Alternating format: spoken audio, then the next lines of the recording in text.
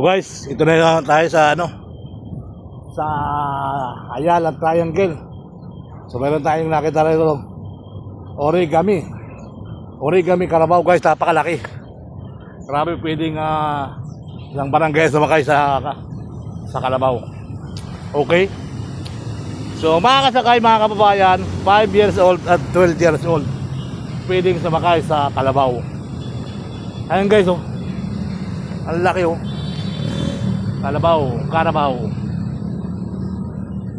Ayan, oh, laking Carabao guys. Grabe. Ang laki nga rito guys. Oh, mayroon pang padususan, oh. Ang laki. So, yan po mga kababayan yung Carabao. Meron pa ako rito napansin nung isang araw.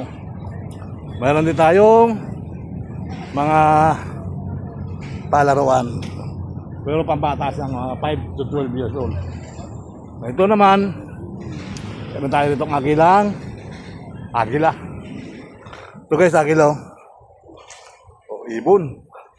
May ibon ako nakitang napakalaki dito. Okay. So yun po yung ibon, oh. Ayan, ibon, oh. Ibon, may ulo. May pakpak. So,